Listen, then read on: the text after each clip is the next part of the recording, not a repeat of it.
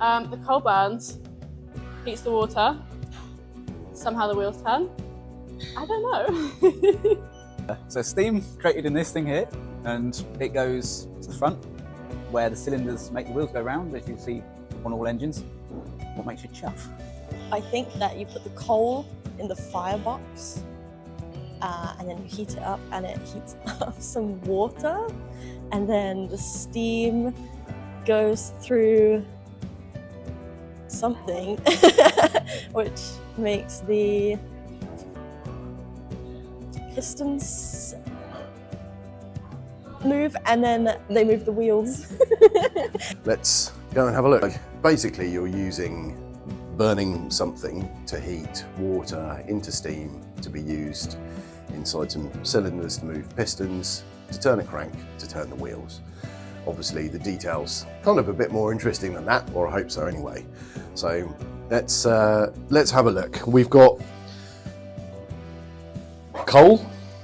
See the bunker back here is full of coal, and we can open that up to get some more when we need it.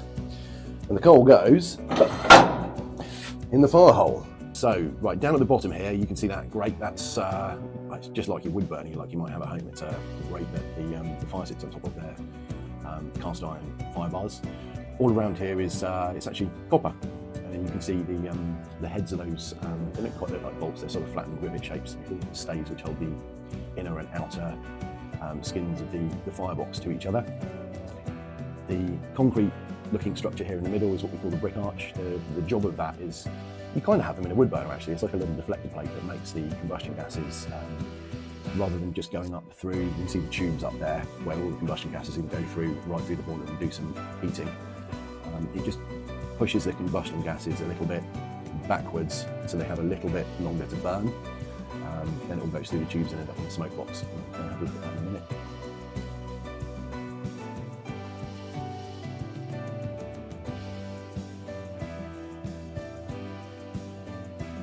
And welcome to the smoke box. The other end of the boiler, obviously, hopefully you can see the tubes that we saw the other end of in the firebox. Obviously got the chimney up there. You've got the main steam pipe. You've got what we call the blast pipe. That's essentially the exhaust. It's directly connected to the cylinders. So once the steam's been used to do some work there, it gets exhausted up through here into the chimney, and that actually creates the draft that pulls the combustion gases through the boiler and makes the fire hotter as it's moving. It's they're quite elegant, really. It's like a bit like a car with a turbocharger, except in reverse, because it works on vacuum rather than being forced through from the other end. Pretty cool, pretty cool. Some interesting bits of design for that. There's even a PhD thesis you can get from Camden Miniature Steam Services if you're interested, called The Fire Burns Much Better. There we go, there's the smoke box. Okay, so this is obviously the back of the boiler. You've seen where we put the coal to actually create a fire, but before that, the most important thing is to make sure there's some water in the boiler. You can see on the outside, you've got the more cylindrical, sometimes conical shape you see on the outside. That always forms part of the boiler. External to that, on some engines, you've got some way of carrying water, so you might have a saddle tank over the top, which is what this used to be. This has side tanks which sit either side. Tender engines usually carry it in the tender rather than there, so they don't have anything around the boiler and you can see it, but we've got side tanks here. So this is a dual skinned pressure vessel essentially. So this is what we call the back head. Inside that you've got a copper box that you've just seen the inside of. There's a space between the inner and outer box of, well, I don't know, about that much. And so that's all full of water. Up to, it's not completely full. There's a space in the top for steam, basically. The water level, it normally sits about here in this box. And in actual fact, we've got some, and this is common to all boilers, we've got some sight glasses here. You actually see the water level bobbing up and down.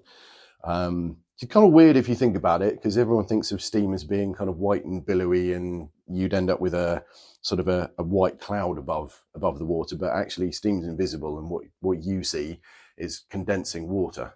So all you see in here is the water bobbing about, and it looks like there's nothing above it. Kind of an interesting little thing. Very important. There's 2 of these for a good reason. It is glass. It could fracture, and that's why we have these big hench protectors on the outside of it, is to protect the crew if something went wrong. It doesn't often happen, but it is glass and it can break. So 2, we call them gauge frames, basically for viewing the boiler water level. Beyond that, we've got the sort of second most important thing from there is a way of replenishing the water in the boiler once you've used it. So we have injectors. They're not always mounted here. The controls are always somewhere around in the cab. Sometimes they're mounted down lower around the side. Basically, these are devices which use a thermodynamic effect to push water into the boiler under its own pressure using steam from the boiler. Pretty clever. We'll do a whole episode on those because it's quite an interesting piece of physics, that how they work. It's not a pump. It's there's really not any moving parts apart from the valves in there. Interesting devices, but you've got a steam control and a water control, so you can open up the water supply, turn on the steam supply, and use the steam to inject fresh water into the boiler to replenish what you've used. Pretty cool. You've got a thing called the blower there. That's just a device for letting a little bit of steam go up the chimney to keep the draft going through the boiler. Otherwise, the fire tends to come out the easiest place, which is the fire hole, and that's not good.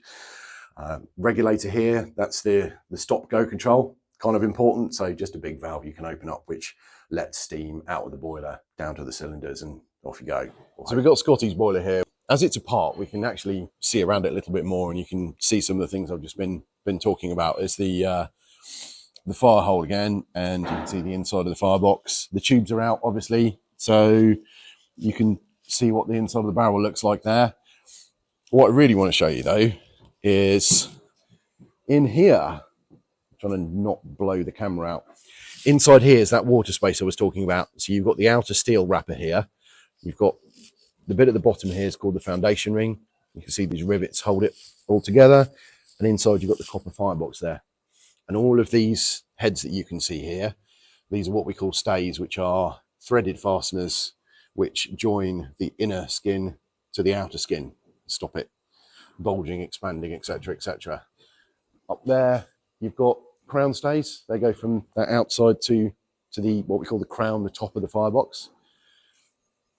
Around here, these nuts you can see on the end, they're called longitudinal stays. They go right the whole length of the boiler, right down to the tube plate at the other end. We're going to have a look at that in a minute.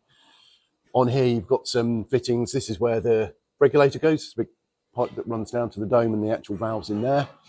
These various threaded holes you can see here, they're what we call washout plugs. They're for taking out, similar to those what we call the mud holes there.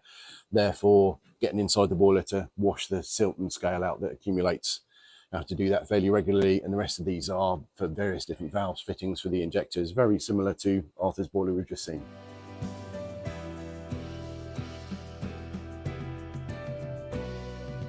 So we've gone through the boiler controls basically, so let's look through some of the mechanical controls.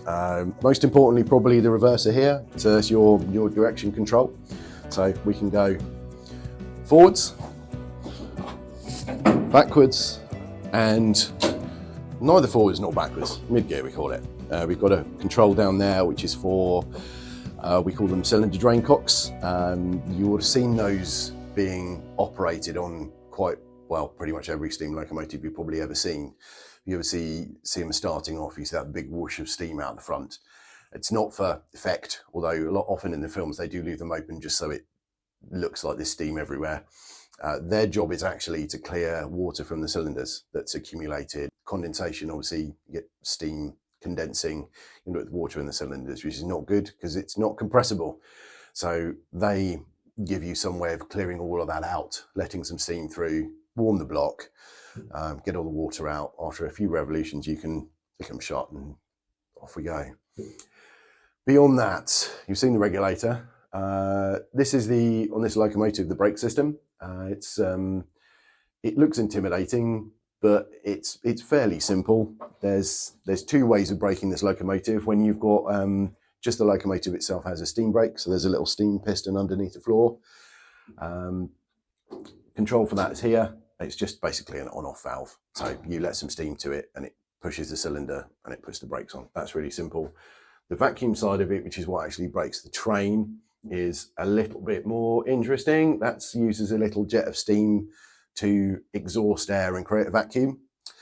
Once you've got that vacuum created, the brakes will come off the train, and you've got a control here for destroying that vacuum, which moves the cylinders in the train or the carriages the other way and actually puts the brakes on. This is a little bit complicated because it's designed to make the steam brake and the train brake come on at the same time, but in reality, it doesn't always do that. So that's the brake system, other than the handbrake, which is down there. Pretty straightforward there. Other than that, you've got some bits I didn't explain with the boiler. Yeah, so you've got a little manifold here, which goes off to the all-important whistle. The pressure gauge, pretty important piece of kit. And there's just a little isolation valve there for it. Well, you've hopefully just seen all this stuff working in real life, but I thought I'd just run through here in CAD and show you how all of this stuff is actually put together, how it works and why it works. So let's go and have a look at the cylinder over here. Got the piston, got obviously a cutaway of the cylinder for clarity, otherwise we wouldn't see very much. We've got in the cylinder, in red here, you've got a port at the back and a port at the front. An interesting distinction here is that this is a double acting system, so you can push the piston from the face and from the back. So you can push and pull the piston down this cylinder. The internal combustion engines tend to be single acting and they'll only ever push on the face of the piston, so kind of an important distinction. So the green section here is what we call the steam chest, and obviously you have to imagine there's another half of a cylinder and there's another whole cylinder over the other side, which I haven't drawn for clarity. It gets somewhat confusing seeing both of them. The blue is the exhaust, so that leads to the blast pipe. You've seen the smoke box, obviously the smoke box, and the chimney. So as things are, this isn't going to be very useful because you open the regulator, fill the steam chest with steam, and you get steam on both ends of the piston. We're going nowhere. So let's have a valve. Right, we've got a slide valve. So the valve's a fairly specific shape and size. So as you can see, we've got the rear port here is open to the steam chest, so we would emit steam through there into the cylinder to push the piston forwards in this case. But while it's doing that, you see the front port here, because of this scallop in the back of the valve, is actually open to the exhaust. And obviously if we were to move the valve the other way, the opposite would be true. Really, really simple. There's a mechanism that drives this. So there's a yoke which gets moved backwards and forwards, which constrains the valve from moving forwards or backwards, because it's actually driving the valve backwards and forwards. But it lets it float against the port face here. There's no spring or anything. It's actually pressure of the steam inside the steam chest which holds the valve tight against the port face on the cylinder and forms a steam tight seal. You'll occasionally hear when a slide valve locomotive has the regulator opened, you'll hear the valves actually move a little bit as the steam pushes them. You'll hear a little whoosh, and then the valve will go clunk, and it's seated against the port face. So let's have a look at what drives all of this. So you've seen hopefully these bits. We call this this purple part here an expansion link, and you've seen that in the video being moved as I've moved the reverser. The bits and pieces here are just to constrain the motion of the little block we call a die block, which sits inside the expansion link and gets driven by it from moving in only one direction. So you can see what's going on inside. You have to imagine this is attached to that little guide there that was in green. So it's a little bit easier to see if I animate this. Here we go.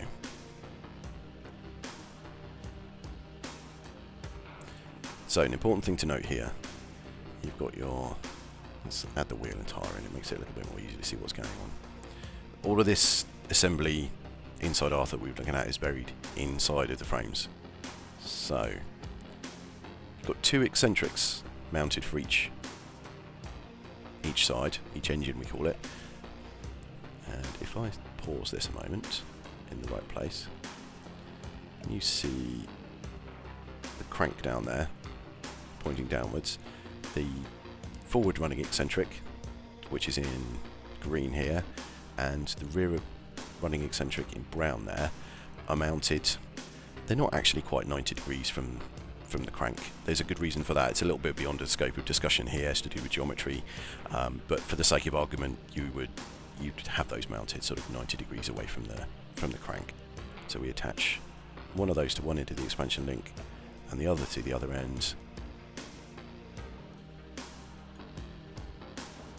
And it gives you that lovely rocking motion there. So at the moment we've got the locomotive running forwards. So green eccentric, we've moved the expansion link so that the movement of it is governed where it meets the die block by the forward running eccentric. Can you slow it down a little bit and we'll have a look at what's going on in the cylinder. Okay, let's have a detailed look at what's going on here. So, pistons at the front of the stroke. You can see this port here is open to steam admission, and we've just stopped. Pistons near the back end of the stroke. Coming back forwards now, you can see the blue section here is open to let steam out, and the opposite's happening the other end. So at the moment we're exhausting from the rear. That's just stopped. We've started emitting, so we're going to push the piston forwards again. We're emitting steam more or less throughout the stroke, and then we're open to exhaust. Let's have an overview of how the whole assembly is working.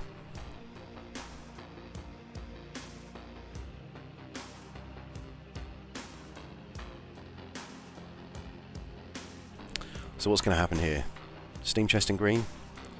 The rear of the cylinder is open to the steam chest. You're going to get steam going through that red port there to the back of the cylinder, which is going to move the piston forwards, which is going to turn the crank, as we're looking at it, anti-clockwise and move the locomotive forwards. So what happens when we move the reverser? As if by magic. So the position of the piston obviously hasn't moved, but see the valve is now emitting steam to the other side of the piston. So front of the piston, move the piston backwards, move the crank clockwise from our perspective, and moves the locomotive backwards. And let's have a look at that animated. So there we have it, running backwards. It's important to note that you actually start emitting steam a little bit ahead of where the piston reaches the end of its stroke. There's some fairly technical reasons for why this happens. It's to do with the geometry of the Stephenson's link motion, and it actually varies depending on where you have the reverser, but a little bit beyond our discussion today. Another thing to note very quickly is that the crank for the left-hand engine is set at 90 degrees to the right hand. This is so you can't end up with a situation where both pistons are fully back, or back dead center, or front dead center, which would be here, and you obviously have no real purchase over that crank in that situation, so you'd end up stuck. Whereas if we have the right hand engine front dead center,